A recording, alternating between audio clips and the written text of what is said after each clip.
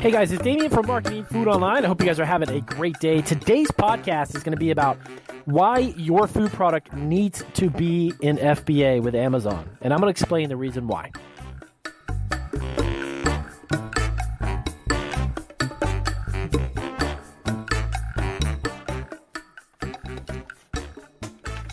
Okay, guys. All right, let's get into this podcast. And the reason why I think and believe firmly that you need to have some portion dedicated, some of your sales need to be coming from Amazon FBA is for the following reasons. So I've been in FBA now for a little bit over a year. It has increased our sales. The bulk, of course, of what we actually sell currently is seller fulfilled, meaning that, of course, if you're not familiar with this, FBA is fulfillment by Amazon. So you ship a product directly to their warehouse, and Amazon will fill the order and ship it to the customer and handle the customer service, returns, and everything else. So why would you need to, or why should you have your food product with FBA by Amazon, or at least a portion of your business coming from that type of service, is the following reason. So I'm going to do a really, really quick scenario. I want you to kind of close your eyes for a second. If you can imagine an Amazon warehouse being a grocery store or a physical retail store that is in every single state in the United States. I'm not going to talk about global sales or selling internationally.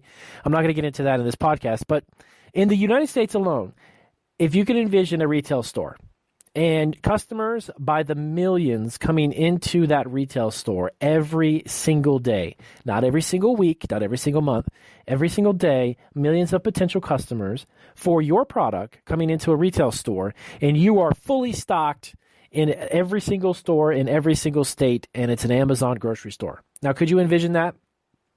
Because that is the way you need to look at Amazon FBA when it comes to selling a food product and selling a food product online.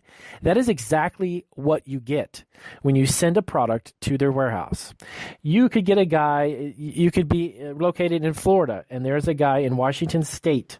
There's a guy in California. There could be a guy in any of the states and could see your product, buy it, and have it shipped to him in 2 days, and you've made a profit on your product, and you move on to the next one. That's exactly what Amazon FBA is.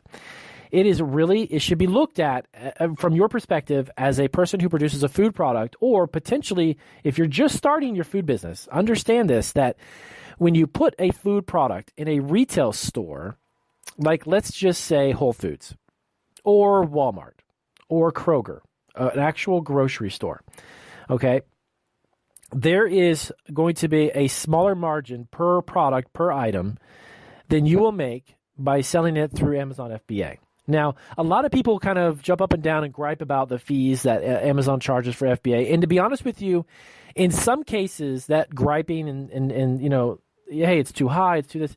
In some cases, depending on the product, the price point, and a few other factors, it's actually worth griping about. Some of the fees are ridiculously high.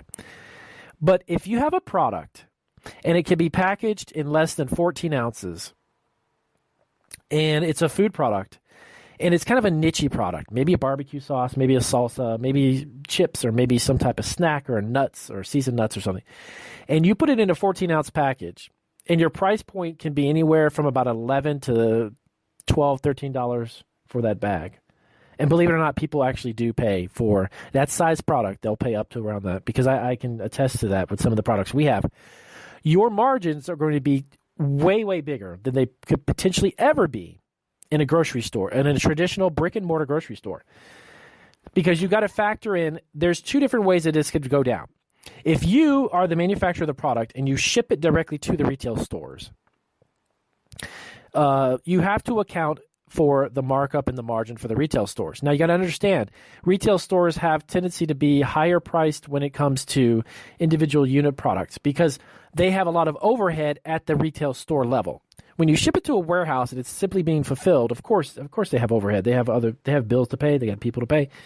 But the retail stores are going to give you a smaller portion of those monies compared to your product's price point minus Amazon's FBA's fees for that size product. And the other benefit is And you're getting millions of people online who are looking at your product as potential customers. When you ship a product to a brick and mortar store, this is how it works. You're going to ship it to a physical location, and that retail store is getting traffic every week like any other retail store. But it's not, I can guarantee you, they're not getting millions of customers a day going through one single retail store. Okay? When I worked for retail food chains for nearly 25, 30 years or so, I can attest to you that we would, on a good week, not a day, but a good week, we would get a few thousand people walking physically through the store. And those people are not necessarily looking at my product or have the potential to look at it. So you transition the idea, the thinking that goes to, well, if you put a product in FBA and it's a food product, it's like a grocery store. You've got a platform here. People can go on and search for any product they want. And there's millions of people.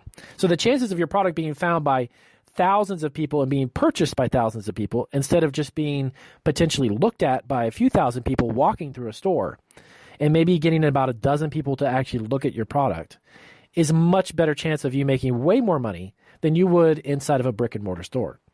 Okay, this is the new trend and the new transition from grocery buying, food buying, any of that stuff that's food related is online. And of course, it's much easier to just hit a search box and find a product and have it delivered in 2 days. Then the other thing is that local retail stores are limited. They're physically limited to the amount of product that they can carry at one location. If you make a specialty hot sauce and a guy in Wisconsin is looking for that hot sauce and his local markets don't have it, guess what? You just sold the hot sauce to a guy in Wisconsin because you have it inside of Amazon FBA.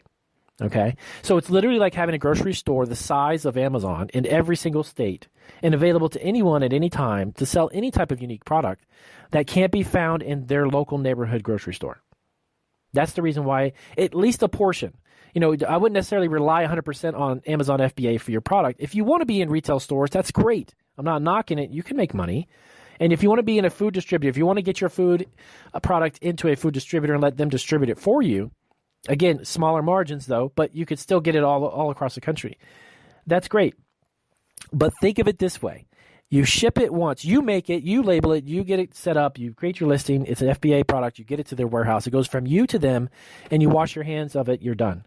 Amazon takes care of the rest of it, okay?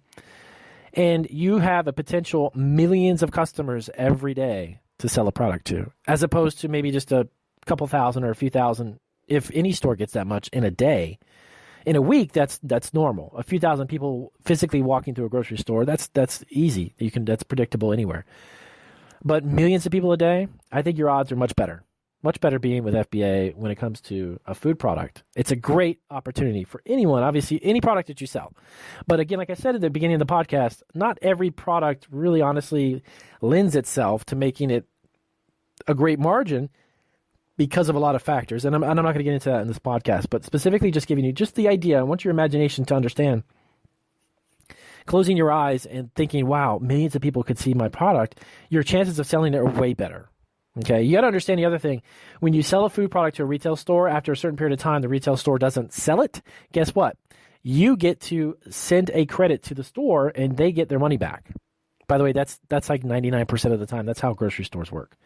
If a product doesn't sell, they don't just eat it. Most of the time, the way it works is after a certain period of time, if it's expired, etc., whatever that may be, the expiration date, if it's not good to sell, well, they need to get their money back. So I just wanted to throw that out there and give you guys a really quick tip and a great advice into looking into selling your food product on Amazon FBA. At least incorporate that into your idea of getting a food product to the market.